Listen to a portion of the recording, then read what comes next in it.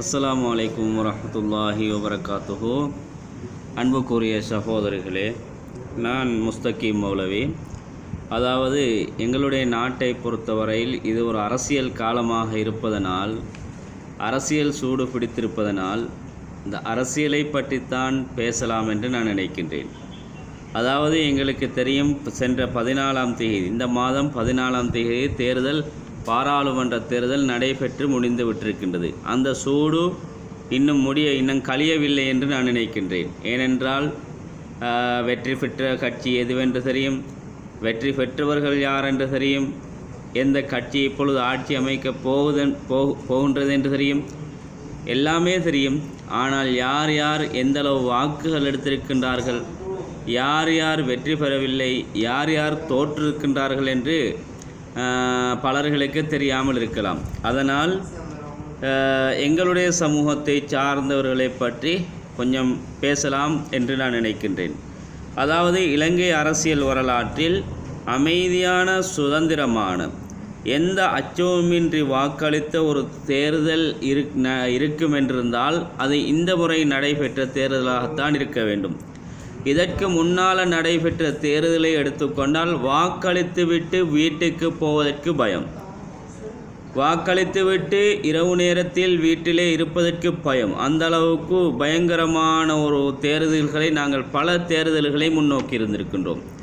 ஆனால் இந்த முறை நான் நாட்டில் இல்லாவிட்டாலும் கேள்விப்பட்ட வகையில், அதாவது பலர்களோடு பேசுகின்ற வகையில் அவர்கள் அனைவர்களும் செல்லக்கூடிய பதில் என்னவென்றால், ஆனால் இந்த முறை தேர்தல் நடைபெற்றிருக்கின்றதா இல்லையா என்று தெரியாது. அந்த அளவுக்கு எளிமையான ஒரு தேர்தல் நடைபெற்று அவர்கள் மிகவும் எளிமையாகத்தான் தே செலிப்ரேட் தேர் விக்டரி எஸ் நார்மல் வே. அதாவது எம்பிபி, அதாவது தேசிய மக்கள் சக்தியினர் அவ்வளவு உறுப்பினர்களை பெற்றும் அமைதியாகத்தான் அவருடைய என்ன செய்திருக்கின்றார்கள், வெற்றியை கொண்டாடியிருக்கின்றார்கள்.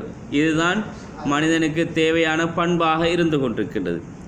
அதாவது 30 வருடத்துக்கு மேலாக போராடி, over 30 years they struggle to get this massive victory. அதாவது இவ்வளவு பெரிய வெற்றியை பெறுவதற்கு அவர்கள் என்ன செய்திருக்கின்றார்கள், 30 வருடத்துக்கு மேலாக போராடித்தான், அமைதியான போராட்டம் செய்துதான் இந்த அளவு வெற்றியை அவர்கள் பெற்றிருக்கின்றார்கள்.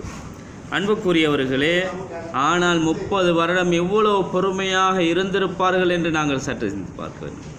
நாங்கள் ஒவ்வொருவரும் யோசிப்போம், 30 வருடங்கள் இவர்கள் பொறுமையாக இருந்திருக்கின்றார்கள். எந்த கட்சி தாவலும் இல்லை, எந்த கட்சிக்கும் மாறவும் இல்லை, யார கட்சிக்கும் போகவும் இல்லை. ஆனால் போகாமல் அவர்கள் எளிமையான முறையில் போராடி மக்களோடு பேசி என்ன செய்திருக்கின்றார்கள், இந்த முறை ஜனாதிபதி தேர்தலிலும் பாராளுமன்ற தேர்தலிலும் மிகவும், அதாவது இலங்கை வரலாற்றிலே இல்லாத ஒரு வெற்றியை பெற்றிருக்கின்றார்கள். 159 என்பது ஒரு சாதாரண வெற்றி அல்ல. 159 என்பது மிகவும், அதாவது கஷ்டமான ஒரு வெற்றி. அதாவது அதிகமானவர்கள் நினைத்திருப்பார்கள் 3/2 ஒருபோதும் எம்பிபிக்கு பெற முடியாது என்று நினைத்திருப்பேன். நானும் நினைத்தவன் தான். ஆனால் 3/2 விடவும் அதிகமான உறுப்பினர்களே அவருடைய கட்சிக்கு கிடைத்து விட்டது. இந்த முறை பல மாற்றங்கள் நடைபெற்றிருக்கின்றது. அதாவது எங்களுக்கு தெரியும், ஆகவும் அதிகமான வாக்குகளை பெற்றவர் கொழும்பிலே போட்டியிட்ட யூஎம்பி கட்சியின், ஐக்கிய தேசிய கட்சியின் தலைவர் ரணில் விக்ரமசிங்க அவர்கள் 5 லட்சத்துக்கும் அதிகமான வாக்குகளை பெற்றிருந்தார். அதற்கு பின்னால் முன்னாள் ஜனாதிபதி மஹிந்த ராஜபக்ச அவர்கள் குருநாகல மாவட்டத்தில் போட்டியிட்டு 5 லட்சத்துக்கும் அதிகமான வாக்குகளை பெற்றிருந்தார். அதே போன்று அன்புக்குரியவர்களே, இந்த முறை நடைபெற்ற தேர்தலை எடுத்துக்கொண்டால் கொழும்பு மாவட்டத்தில் போட்டியிட்ட முன்னாள் பாராளுமன்ற உறுப்பினர், முன்னாள் பிரதமர், எம்பிபியுடைய, அதாவது தேசிய மக்கள் சக்தியினுடைய பிரதமராக இருந்த ஹரிணி அமரசூரிய அவர்கள் 6,55,000 289 வாக்குகளை பெற்றிருக்கின்றார். இது ஒரு சாதாரண வாக்கு வங்கி அல்ல. ஆனாலும் இன்னும் ஒன்று என்னவென்றால், அதைவிடவும் முக்கியமானதுதான் கம்பஹா மாவட்டம். மக்கள் தொகை அதிகமாக இருக்கக்கூடிய மாவட்டம் கம்பஹா மாவட்டம். இந்த கம்பஹா மாவட்டத்தில் எம்பிபியுடைய கட்சியினுடைய ஒரு பாராளுமன்ற உறுப்பினர் விஜித ஹேரத் அவர்கள் 7 லட்சத்துக்கும் அதிகமான வாக்குகளை பெற்றிருக்கின்றார். 7,16,715 வாக்குகளை அவர்கள் தன் வசப்படுத்தியிருக்கின்றார். அப்படி என்றால் அவர்கள் மக்களோடு எவ்வளவு அழகான முறையில் நடந்திருப்பார்கள், மக்களை எவ்வளவு அவருடைய கட்சியின் பால் ஈர்த்திருக்க வேண்டும். 7 லட்சம் வாக்குகள் பெறுவதென்பது ஒரு சாதாரணமான ஒரு விடயம் அல்ல. எவ்வளவு கஷ்டப்பட்டிருக்க வேண்டும் அன்புக்குரியவர்களே. இந்த பாராளுமன்றத்துக்கு சிறுபான்மை சார்பாக, முஸ்லீம்கள் சார்பாக 17 பேர், அதாவது தேசிய பட்டியலை விட்டு ஓரிருவர் தேசிய பட்டியலில் கிடைக்கலாம், அதை விட்டு 17 பேர் முஸ்லீம்கள் சார்பாகவும், தமிழ் மக்கள் சார்பாக 23 பாராளுமன்ற உறுப்பினர்கள் 23 பேரும் பாராளுமன்றத்துக்கு தெரிவாக இருக்கின்றார்கள். இந்த முறை தெரிவாக இருக்கக்கூடிய பாராளுமன்றத்துக்கு 20 பெண்கள் தெரிவு செய்யப்பட்டிருக்கின்றார்கள். 225 பேரில் 20 பேர் பெண்கள். அதில் முதலாவது கொழும்பு மாவட்டத்தில் போட்டியிட்ட ஹரிணி அமரசூரிய அவர்கள் 6,55,289 வாக்குகள். ரெண்டாவது கௌசல்யா ஆரியரத்ன கொழும்பு மாவட்டம் 80,814 வாக்குகள். அதே போல் சமன்மலி குணசிங்க கொழும்பு மாவட்டம் 59,657 வாக்குகள். அதே போல் பதுளை மாவட்டத்தில் அம்பிகா சாமுவேல் 58,201 வாக்குகள். இது அம்பிகா சாமுவேல் என்பவர் யார் என்றால், ஒரு தமிழ் பேசக்கூடிய ஒரு மலையக பெண்மணி. மலையகத்தில் இதுகால வரையிலையும், அதாவது நான் நினைக்கின்றேன் பல வருடங்கள் என்றோ அல்லது சுதந்திரம் கிடைச்சதுக்கு பின்னாலே தெரியாது, இதுவரையில் பெண்கள் பிரதித்துவம் கிடைக்கவே இல்லை. இந்த முறை எம்பிபி சார்பாக போட்டியிட்டு பதுளையில் ஒரு தமிழ் பெண் வேட்பாளர் வெற்றி பெற்றிருக்கின்றார். அதுவும் 58,000 வாக்குகளை எடுத்திருக்கின்றார். 58,201 வாக்குகள். அதே போல் களுத்துறை மாவட்டத்தை எடுத்துக்கொண்டால் நிலந்தி கொட்டக்கச்சி என்று சொல்லக்கூடிய பெண்மணி 1,31,375 வாக்குகள்.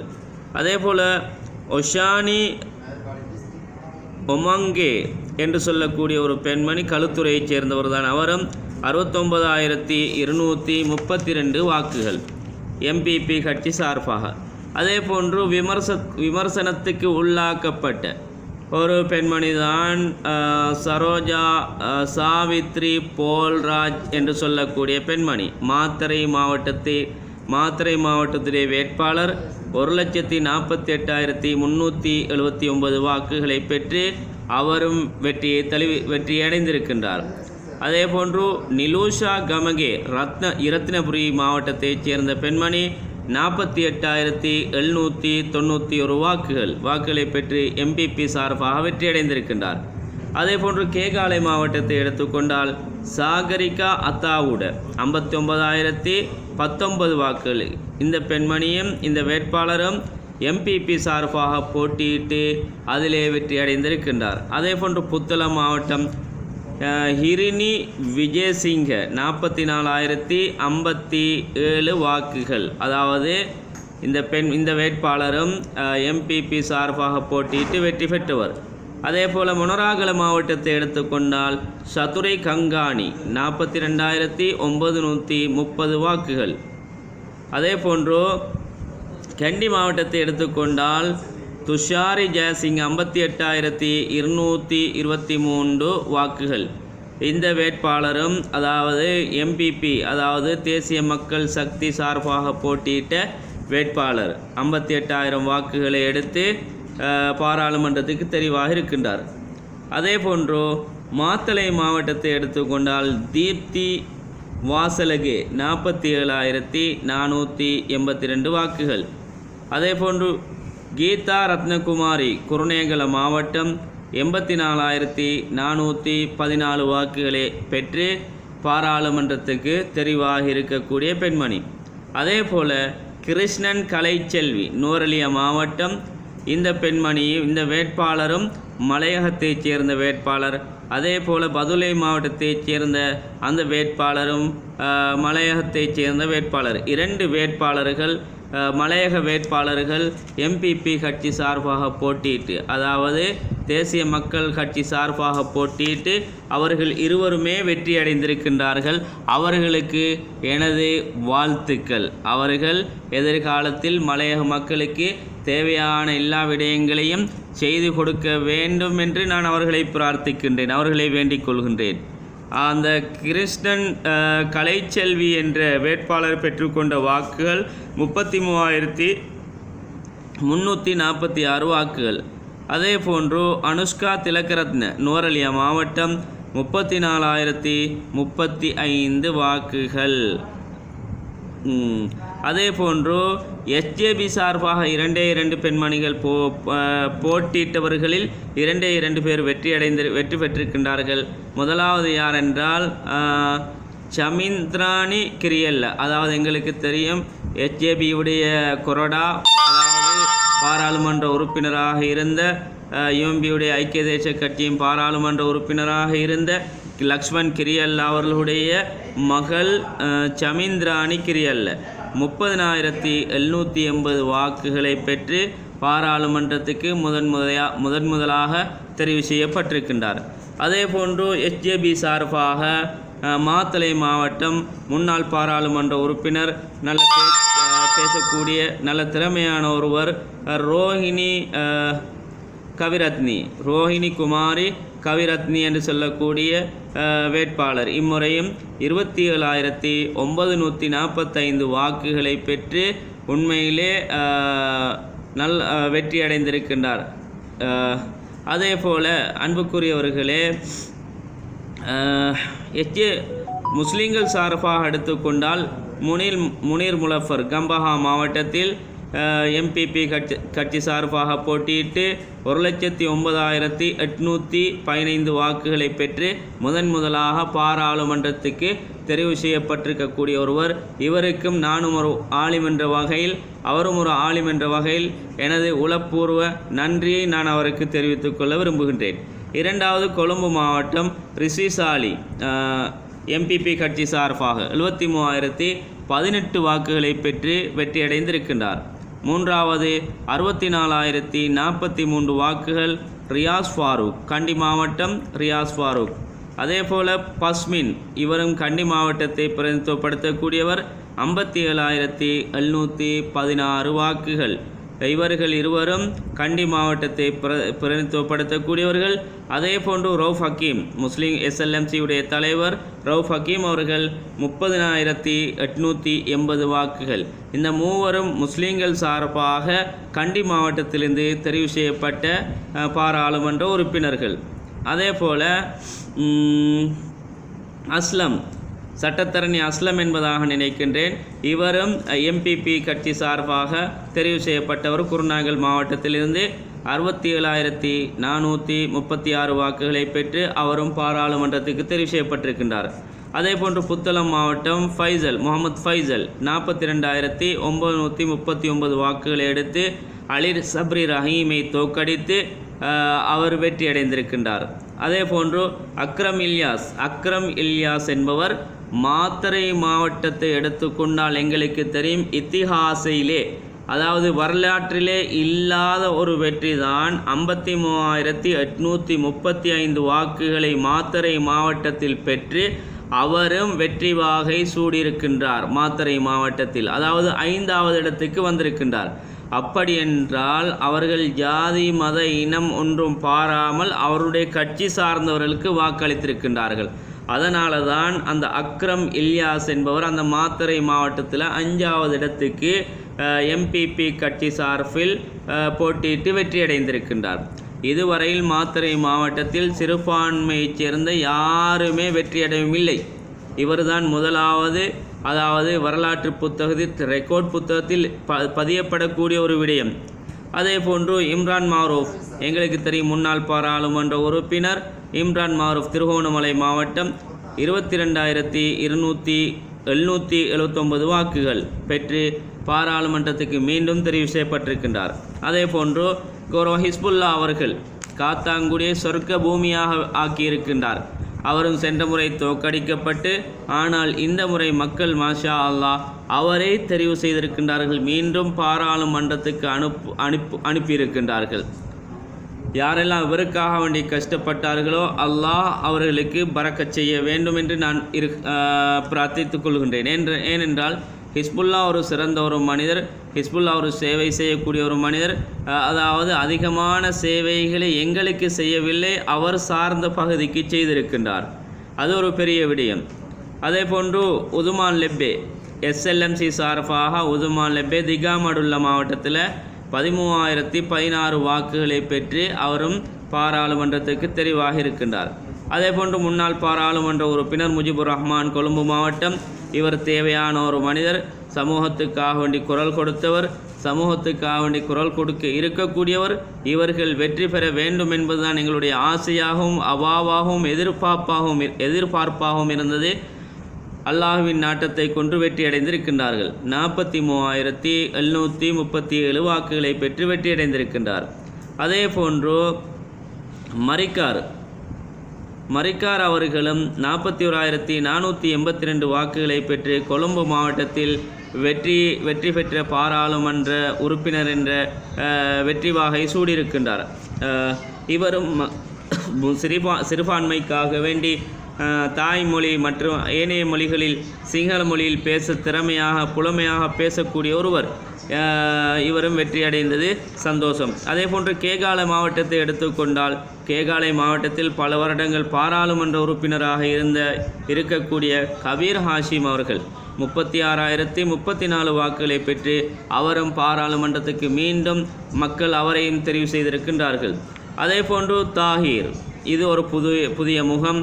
தாஹீர் என்பவர் ACMC சார்பாக போட்டியிட்டு மயில் சின்னத்தில் போட்டியிட்டு 14,511 வாக்குகளை பெற்று அவர் வெற்றி வாகை சூடியிருக்கின்றார். இவர் முதலாவது முறை பாராளுமன்றத்துக்கு தெரிவாக இருக்கின்றார்.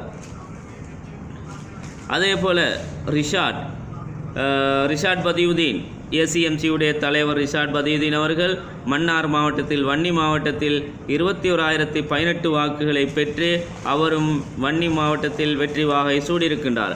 அதே போன்று காதர் மஸ்தான், முன்னாள் பாராளுமன்ற உறுப்பினர் காதர் மஸ்தான், இவரும் 13,511 வாக்குகளை பெற்று அவரும் இம்முறையும் மீண்டும் பாராளுமன்றத்துக்கு தெரிவு செய்யப்பட்டிருக்கின்றார்.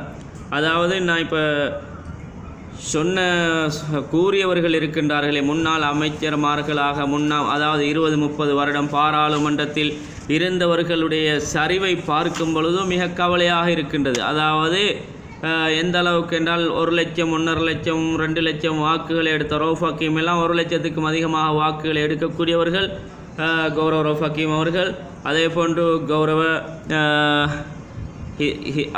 கௌரவ முஜிபுர் ரஹ்மான், கௌரவ மரிக்கார் அவர்கள் அனைவர்களும் அதிகமான வாக்கு வங்கிகளோடு இருந்தவர்கள். ஆனால் அவருடைய வாக்குகள் உண்மையிலே அதிகமாக சரிந்திருக்கின்றது. ஏதோ அவர்கள் வந்துவிட்டார் பாராளுமன்றத்துக்கு, மீண்டும் மக்கள் தெரிவு செய்து விட்டார்கள்.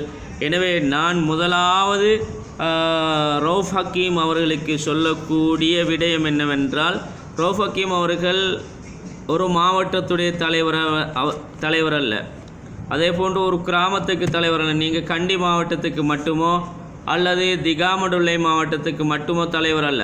நீங்கள் முழு இலங்கை தீவுக்குமான SLMC-உடைய தலைவர். நீங்கள் உங்களுடைய கட்சியினூடாக உங்களுடைய அதாவது முஸ்லீம் கிராமங்களையும் கட்டி எழுப்ப வேண்டும். எல்லா முஸ்லீம் கிராமங்களுக்கு உங்களுடைய சேவைகள் விரிந்திருக்க வேண்டும். உங்களுடைய சேவை விரிந்திருந்தால், உங்களுடைய சேவை அளவு கடந்திருந்தால் உங்களை மக்கள் விரும்புவார்கள்.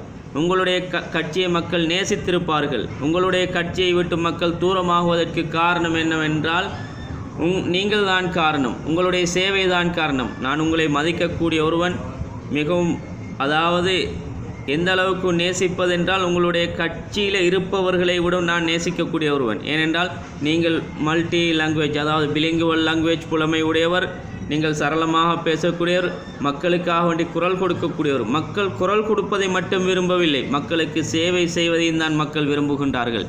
எனவே இம்முறை நீங்கள் தெரிவு செய்யப்பட்டிருக்கின்றீர்கள். நீங்கள் உங்களுக்கு கிடைக்கக்கூடிய வரப்பிரசாதத்தின் மூலமாக சேவை செய்யவில்லை என்றிருந்தால் அடுத்த முறை உங்களை தூக்கி எறிந்து விடுவார்கள். அடுத்த முறை உங்களை பாராளுமன்றத்துக்கு ஒருபோதுமே தெரிவு செய்ய மாட்டார்கள் என்பதை ஞாபகத்தில் வைத்து கொள்ளுங்கள். அதே போன்று இன்னும் சில விடயங்களை நான் சொல்ல வேண்டும். அன்புக்குரியவர்களே, கேடி லால்காந்த அனுராதபுரம் மாவட்டத்தைச் சேர்ந்தவர் என்று நினைக்கின்றேன்.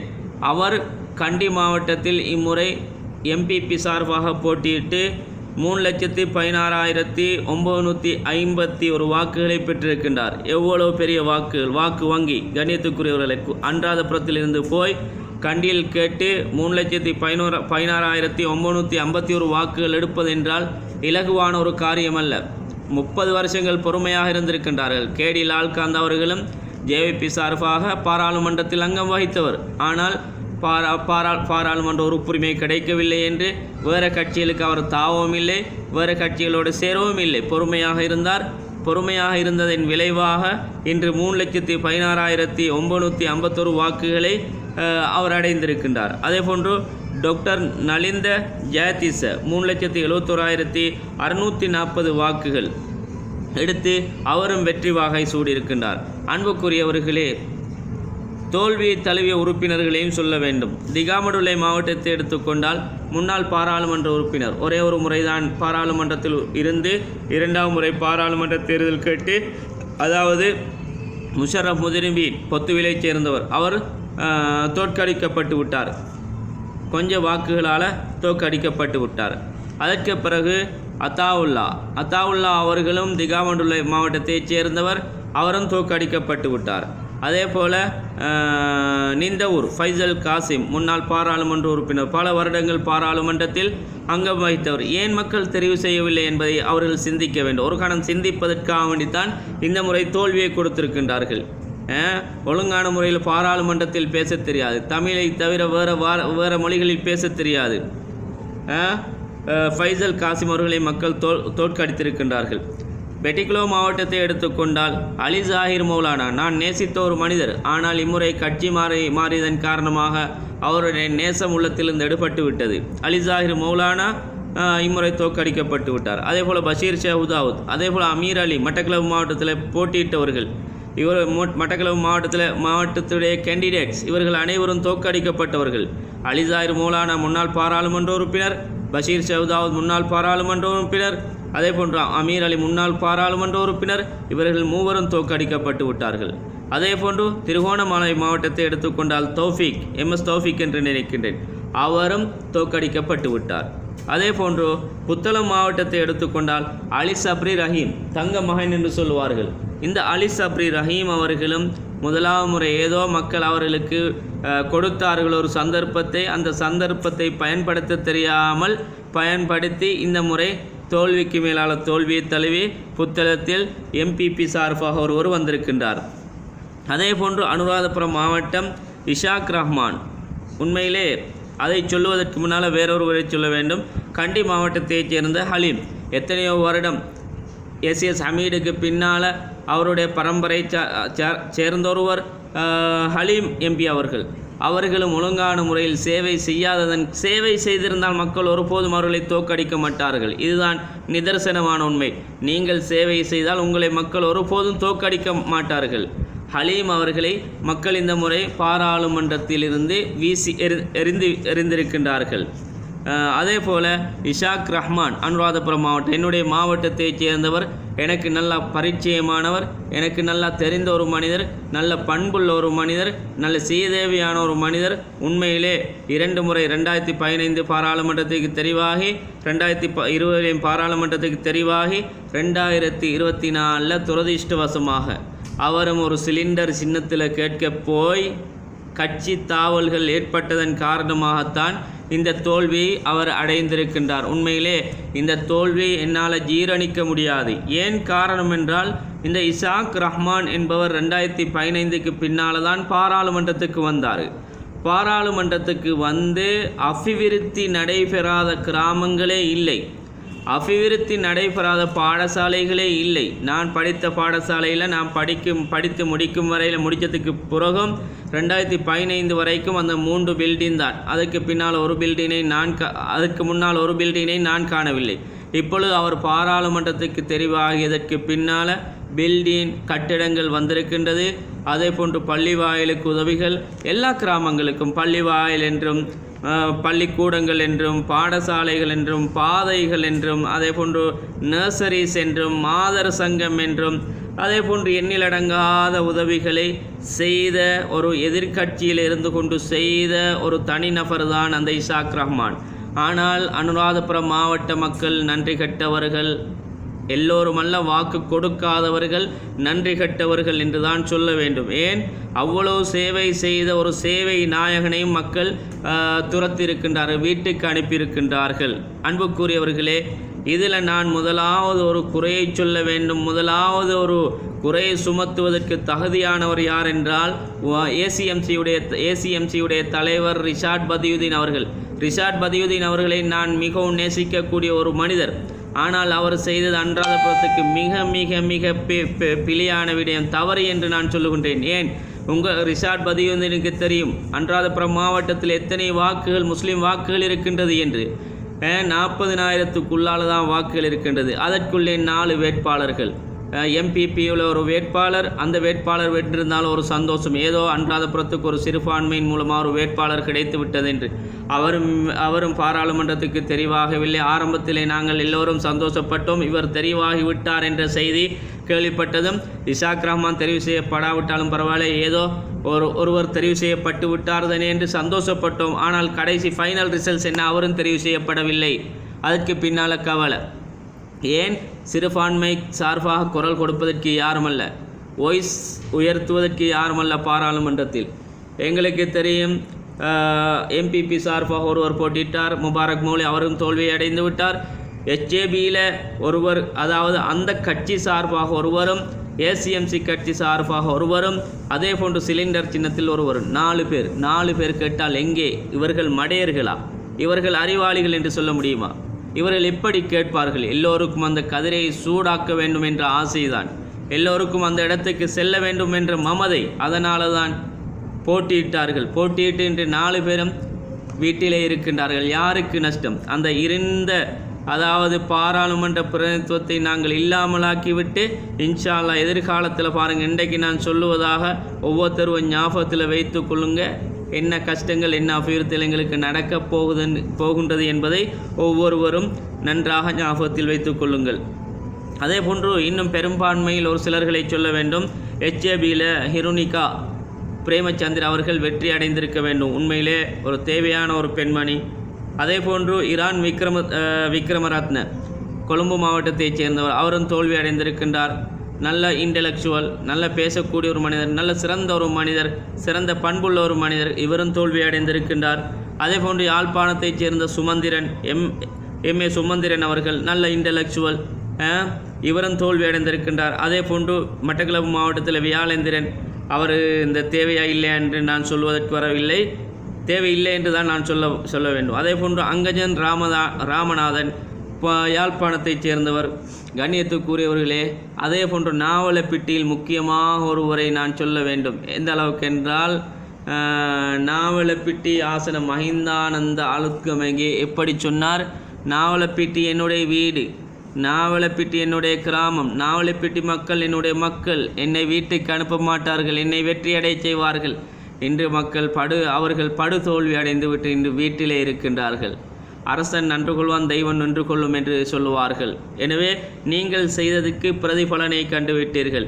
எனவே முஸ்லீம் வேட்பாளர்கள், தெரிவு செய்யப்பட்ட முஸ்லீம் பாராளுமன்ற உறுப்பினர்களும் இதற்கு பிறகு சேவை செய்யவில்லை என்றால் உங்களை சார்ந்த சமூகத்துக்கு நீங்களும் அடுத்த முறை பாராளுமன்றத்தை விட்டு உங்களையும் அடுத்த முறை மக்கள் துரத்துவார்கள் என்பதை மறந்து விடாதீர்கள்.